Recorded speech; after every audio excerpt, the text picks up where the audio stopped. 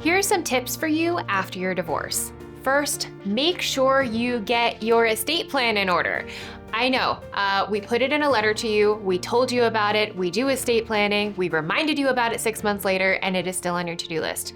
You have to stop this. After a divorce is the perfect time to create or update your estate plan. We have seen some real horror stories. We recently had a case where our client forgot to update her life insurance policy. And this is despite us reminding and reminding and reminding. And the thing is, your life insurance policy is a deal with a third party. It really has nothing to do with your divorce. And so if you didn't update it, like our client didn't, their ex-spouse got almost $1.5 million in life insurance. Money that could have gone to support her children and her grandchildren and whoever else she decided to give it to.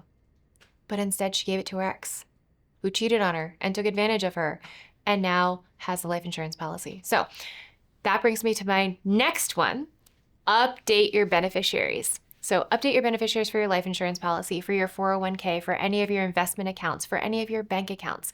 Your beneficiaries have to be updated. And yes, that's part of creating your estate plan, but also is its own special, unique problem. So make sure you do that. Another tip for after your divorce is to make sure that if you changed your name, you change it in all of the places. I have seen people get in trouble, and this is men and women, whoever choose to change their name, get in trouble because they'll change it with the Social Security Administration, but they won't get around to changing their driver's license, or they won't get around to changing their passport, or they'll forget to change it with their bank account. And it just creates a paperwork nightmare later. If you don't cross your T's and dot your I's now, you're going to create an administrative problem later. Just do it, get it done, and make sure that you follow whatever checklist you need to follow to make sure that you change your name in all the places. Another tip that I have for after divorce is to start treating your co-parent like the co-CEO of a business. And I talk to my clients about this all the time, whether they are my family law client or a parent coordination client or a mediation client. You together are raising these children. You together are in charge of everything having to do with these children, where they go to school, what kind of education they receive at that school, who their doctors are, what kind of medical treatment they have, what kind of mental health treatment they have, what kind of religious training do they have, who they get to spend time with, and how they get to spend their time in terms of activities or volunteer work, or at some point driving and potentially even having a job themselves. That means that the two of you have to work together. You have to create a business-like relationship so that you are able to run things past each other and so that you can make decisions together without the hurts of the past getting in the way. Another tip that I have for you for after divorce is to get ready for some of those times that are going to feel really hard. I like to say that the first year after a divorce is one of the most challenging.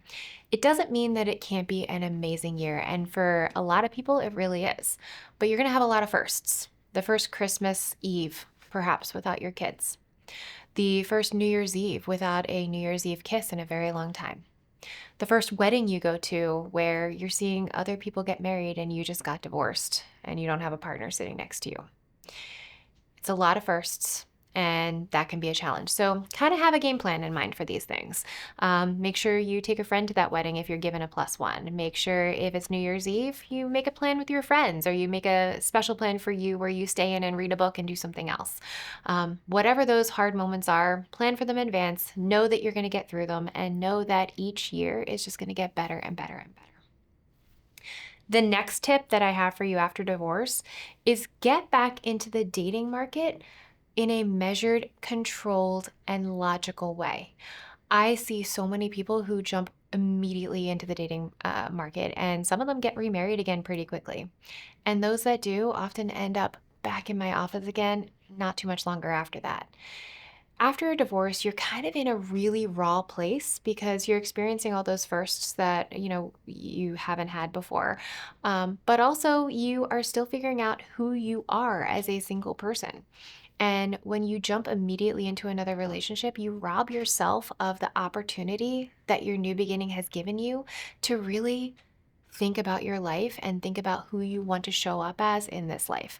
It doesn't mean don't date. In fact, I think dating is a really great way to kind of explore yourself and explore kind of what you want. But what I am saying is take that space between the legal end of your marriage and starting another really deep committed relationship, and take that moment to figure out who you are now at this age after these experiences and what it is you want next. Because if you're not consciously thinking about those things and you're not consciously making choices about how you want to live, where you want to live, the things you want to do for fun, how you want to take care of yourself physically, mentally, spiritually, all of those different things, you're really robbing yourself of some of the magic of your new beginning. Another tip that I have for people who are just finishing up their divorce is to not allow their friends and family to talk about their divorce in a negative way. So and so got divorced. Wow, I can't believe they didn't work it out. Wow, their marriage, it failed. Oh, you're a failure because your marriage failed. Oh, they didn't put the work in. They didn't whatever. Blah blah blah blah blah blah blah blah blah. You don't need that negativity. More importantly, your kids don't need that negativity. But also, it's going to really affect your mindset and how you feel about yourself moving forward if you allow people to talk about your life experience that way. And for whatever reason, divorce is one of those topics that people don't seem to have a problem commenting on. Maybe it should be a little bit more taboo, but you don't need to hear the, oh, I'm so sorry, or oh, you failed at something. If someone says that to you, point out the fact that your marriage wasn't a failure, it was an experience that made you who you are today. If someone starts saying, oh, I'm so sorry that you went through that, say, yeah, it was really hard, but you know what? Here are all the amazing things I'm doing with my life now, and here's all the amazing things I'm going to do. Just watch my next chapter. I'm going to shine so much brighter. If you own your divorce as part of your experience, if you own your divorce like a battle scar that you are proud of, you're gonna have a better mindset going into your new beginning. If you're ready for your new beginning, we're ready to help you. At Z Family Law, we don't write endings, we create new beginnings. And when you're ready to start yours, give us a call.